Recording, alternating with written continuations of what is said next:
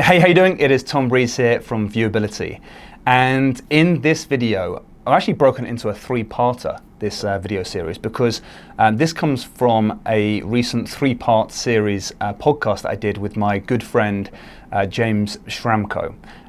Often when I say that name, people think I say James Franco, the Hollywood actor, but it's not. It's James Schramko, who in my eyes is actually better than James Franco, because James is also my mentor and has taught me so much stuff in business and how to run my agency in the most effective way that I owe a lot to James. And so he's a great guy, but he actually interviewed me on his podcast called the SuperFast Business Podcast. And we broke it down into 3 different episodes. And in fact, let me just quickly check. The first was about creating the video that you want to use for your business. Then was like making sure that you got the messaging right. And finally, we talked about case studies as well. So we broke this down into 3 different episodes, and you're about to watch episode 1, or I should say listen to episode 1. So have a listen. I think you're gonna really enjoy it. And there's a lot of takeaways here from James as well. So carry on listening, and of course, make loads of notes and make sure you're ready for your comments at the end as well. All right, carry on. I think the final thing to touch on really is this idea that when you do create a campaign, the early numbers you'll get need to be taken almost like with a pinch of salt, because it depends on your strategy. This is SuperFast Business with James Schramko. Helping you build your business super fast. James Schramko here. Welcome back to superfastbusiness.com. In this YouTube advertising tips series, I'll be speaking with my friend Tom Breeze from viewability.co.uk, and we'll be covering all about YouTube advertising. We're going to go into stats, and we're going to have a look at the messaging, and then we're going to break down some case studies. So welcome to the series, Tom Breeze. Thanks, James. Good to be here. So you're over there, Tom, in the UK, and I'm here in Sydney. Now, we speak each week. We've been working a little bit together on your business, and I find it fascinating, in particular, how well you're going and the quality of your clientele. You're obviously doing something right. Yeah, thank you. Yeah, we've been, what's it been, like 4 months or so together, and just amazing results so far, having worked with you. So, yeah, it's going very well indeed. Now, the core of anyone I work with is a great product, and I saw you talking about your field, and I recognized straight away you are an expert in this field. And then I had a look at your client Rolodex. You're working with some of the best in the industry, and that's what I like about what you're doing there. And I've asked you to come along to share some of these insights with our Superfast Business audience. So in this little series, part 1, this one here, we're going to be talking about some stats and why we'd be interested in using video marketing in our quiver, so to speak, and why in particular paid YouTube advertising. So perhaps you can run us through a little overview as to why this is so important to us. Yeah, of course. I think that one of the things about YouTube, especially when it comes to advertising, is that I think there's a lot of stats to get banded around. Lots of people talk about how there's 3 billion views on YouTube every day, and how there's, I don't know how many hours of uploads every day or every minute, whatever it is these days. But basically, a lot of people are using YouTube. And I think gone are the days where people look at YouTube as a place where kind of babies are laughing and cats are falling off sofas or whatever it might be. And people are looking at it as a really serious place to be advertising now, because it's where the eyeballs are. And so whenever anyone kind of like talks about YouTube ads with me, I very rarely talk about the stats and what they mean to people. I tend to look at kind of like why YouTube is just so powerful. And I think that the main reason why I think it's so powerful is because when people are on YouTube, they're in a really motivated state. They're kind of like looking for answers to their questions. They're looking for solutions to their problems. And if we are there at that moment in time, we can get in front of a really high quality type of audience. So whenever we're kind of looking at any client, whenever we're kind of like breaking down their campaigns and seeing where we can have a really good impact, we always know there's kind of like 5 moments whereby any business can succeed, and what kind of 5 moments we should be looking at. And the first moment would be like the moment of stimulus. And this is kind of like the moment at which someone's got interested in potentially searching for a potential solution. So say, for example, I know that recently I needed to go and change my car because we've just had our second kid. And knowing that kind of provided me with a stimulus to be like, right, I've got to go and find a new car that can kind of is good for the family. So that was my kind of my stimulus.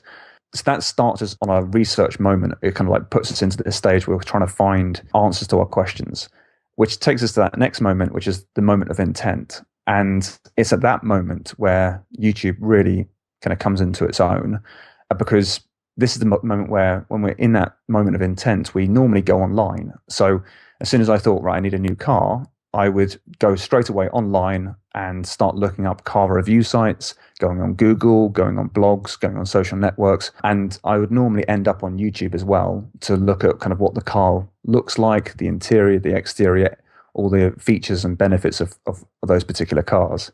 And it's at that moment where, if I'm doing my research on YouTube and I'm very, very interested, if you are a brand or a business, you definitely want to be playing at that point, because if you are selling cars, I'm your kind of perfect audience, because I'm motivated, I'm ready to buy, or at least I'm very close to being ready to buy, and that's the perfect time to get in front of somebody. So that's really where I think that YouTube is just so powerful. The other moments we tend to look at as well is like the moment of purchase, which is a very common advertising moment, where it's almost like if you're in the supermarket and you're seeing different brands in front of you, all for the same product, it's kind of saying which brand do you choose. YouTube doesn't work quite so effectively there sometimes, but it's just another point, another moment. And then continuing those 5 moments, the fourth moment would be the moment of reflection. So once you've bought a product, did you like it or not? Are you likely to buy from that brand again? And then the final moment would be the moment of influence, which is once you've bought the product and you love it or you don't like it, what are you going to say about it to other people, and how is that going to influence their purchasing decisions? So when it comes to YouTube, it's that moment of intent, that second moment that's like, it's a newer moment, because the online world is in comparative for the rest of the advertising world, it's quite relatively new moments, but it's the moment where we should all be playing. And if we can advertise in the places like YouTube, it can have such a big impact on your on generating those customers. And because no one's really doing it, it's very, very cost effective right now. So that's, I think, one of the real reasons why YouTube is just such a powerful place to advertising for any company. Right. So let's just cover briefly then, what are we actually talking about? I know I've been to YouTube and I've seen videos play before the content that I'm looking for. Is that where these videos are showing? Yeah, exactly. So you'll have the pre-roll ads that everyone's used to. They're actually called in-stream ads. So your ads can play either at the start of a video. If that video is a particularly long video, sometimes you can have like mid-roll ads. So I'm not sure if you've seen those before, James, but sometimes what happens, you might be watching like a long, let's say, half an hour video, and at 15 minutes into that video, another ad can appear. And sometimes you get post-roll ads as well. So at the end of a video, another ad would play. They're less seen, like the pre-roll ads, the in-stream ads tend to be the most popular. But then you also have like what's called in-display ads. And those are the ads that will appear at the top of the search results based on what keyword you've typed in, or can appear on the right-hand side whilst you're watching other videos. So sometimes you'll see like an ad on the right-hand side, and it's just got like the thumbnail and a bit of text there as well. So you can set those types of ads up as well. So you've got the in-stream, which is the pre-roll, and you've also got the in-display, which is like the top of the search results, or on the right-hand side. And there's a few choices when it comes to the in-stream, isn't there, that whether you can make someone have to watch it or that they can skip it? I've noticed that some videos are set differently. Yeah, exactly. So, I mean, in the vast majority of cases when we work with clients, we're always using the ones where you can skip. So after the first 5 seconds, or someone watching that video, someone has the option to press skip ad if they wish to. So that first 5 seconds is obviously very important, because you need to make sure you grab their attention, but also make sure they want to actually watch the rest of the video as well. When it comes to the ones where they're non-skippable, those are kind of like where you're kind of more of doing a media buy with YouTube as such. It's not quite simple to set up. And the ones that we tend to use, which are the kind of the ones that can be skipped, those are part of what's called the True View platform on YouTube. The reason they call it True View is because you only have to pay for when you actually get a true view. So let's say, for example, you're watching a pre-roll ad. YouTube won't charge you unless someone watches past 30 seconds of your video or decides to click and go back to your website. So that's great for us as advertisers, because it means that if someone watches up to 29 seconds of the video and thinks, actually, I don't want to watch this video any longer, then might press skip ad, it won't cost us anything. So that's like really useful for us as advertisers, because we know that we don't have to pay for kind of like people that weren't engaged. And if you're advertising with the in-display ads, which are the ones that come up at the top of the search results on the right-hand side, we only pay when someone decides to actually click play and watch our video. We don't pay just for the impressions. That's kind of free branding as such. But it means you can really be there in the right place at the right time.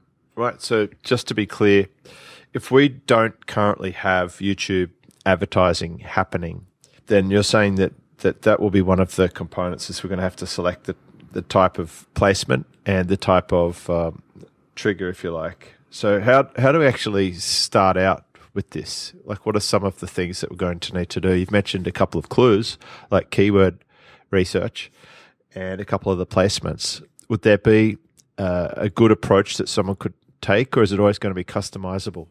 Yeah, good question. So what we try and do is not necessarily look at just purely the keywords, which is a valid approach to take to begin with, but we try and take a step back and look at the moment that someone might be in.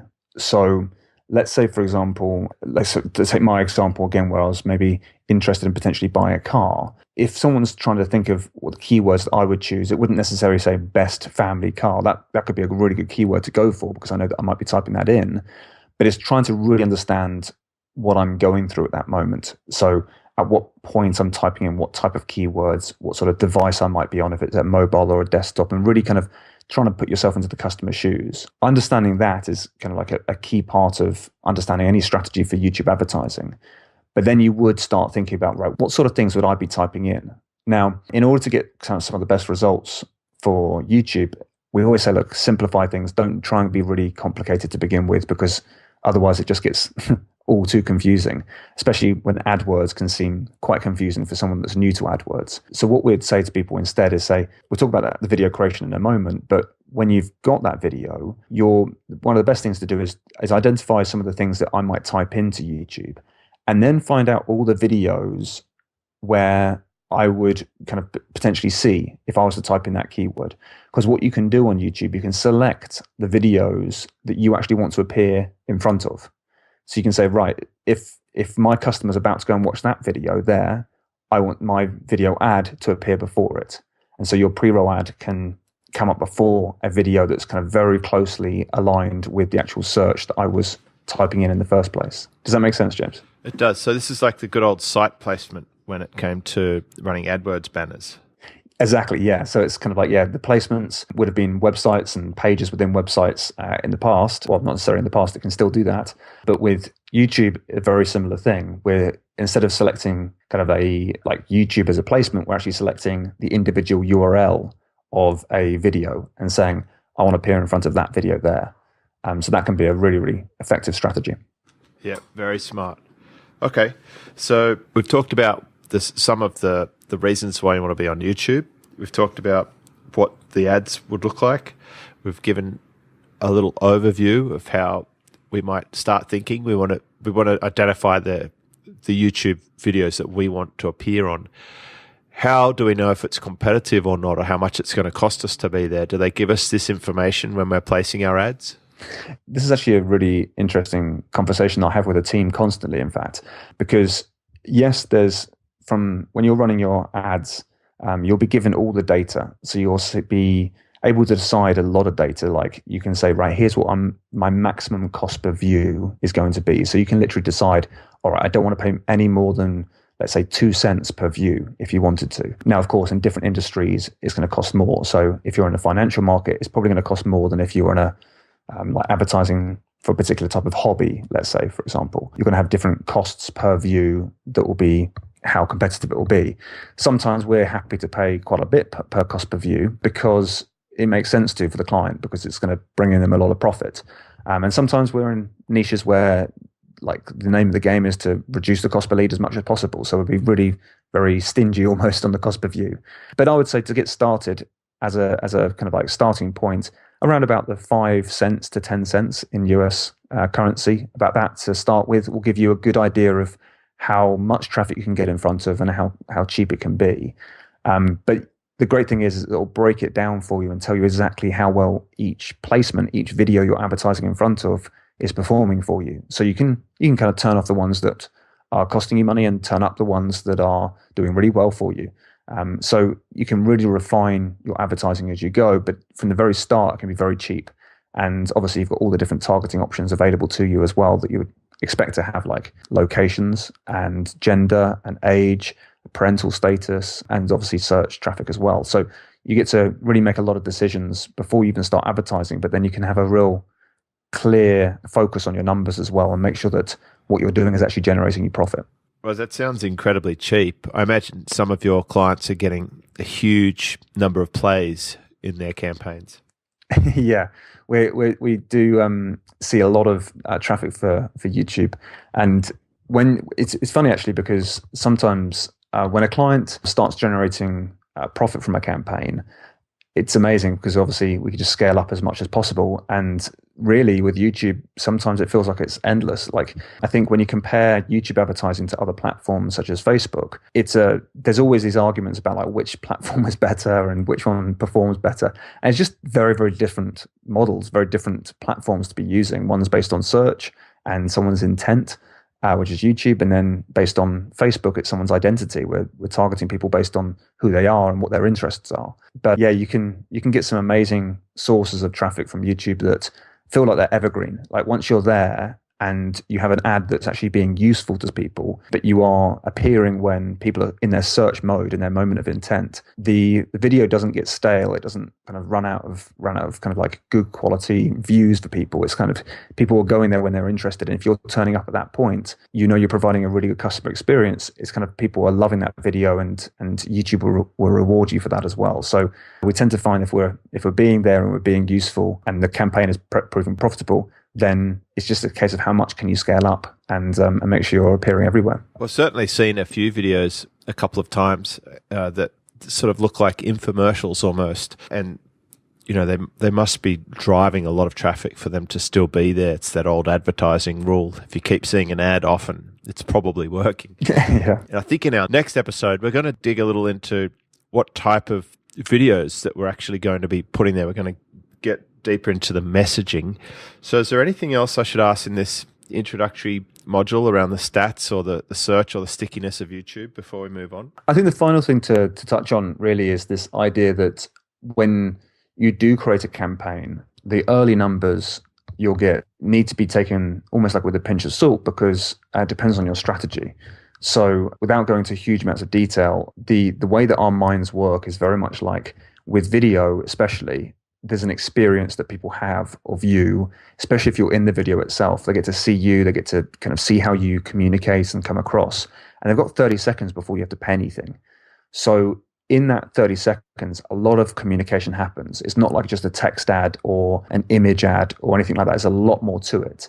And as a result, like the impact you'll have with somebody is a lot stronger.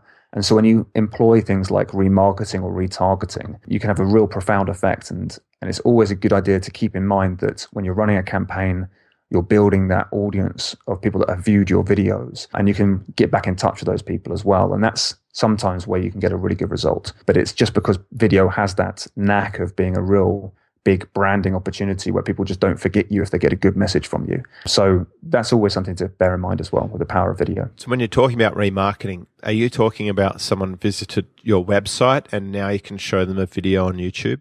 You can definitely take your website traffic, people that have fired certain pixels on your site, and get back in touch with them on YouTube. Yeah, that's a very useful strategy. But also what you can do is that you can take people that have viewed your videos without even having to visit your site and have kind of commented or liked or shared a video.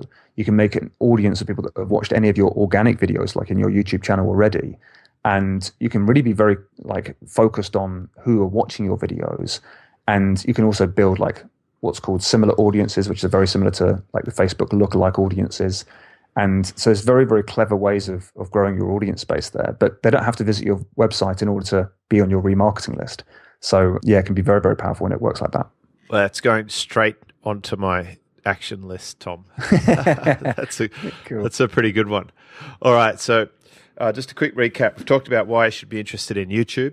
I'm sure we've got your attention now. A little overview of the different types of ads that you can run, and some discussion about placements and remarketing and getting going with your original budget. And of course, Tom covered the different moments that you can be in, which was stimulus, intent, purchase, reflection, or influence. And we're most definitely focusing in on this intent one. We're going to come back in part 2. We're going to be talking about the messaging in more detail. And in part 3 of this series, we'll be going through some case studies. So, Tom, I hope you'll join me on the next episode. Of course. Right, James Schramko here from SuperFast Business, and I've been talking with Tom Breeze at viewability.co.uk. Of course, if you want a professional and you've got some serious intent, you might want to reach out to Tom and get in touch with him to get started with a campaign. Right, well, we'll be back with part 2 shortly. Okay, so hopefully you found part 1 of this 3-parter very useful. As always, please do leave comments below because it allows me to know you a little bit better and what you're looking for from this channel, because I want to make Viewability, the actual YouTube channel, really powerful for you as well. So let me know and give me your feedback.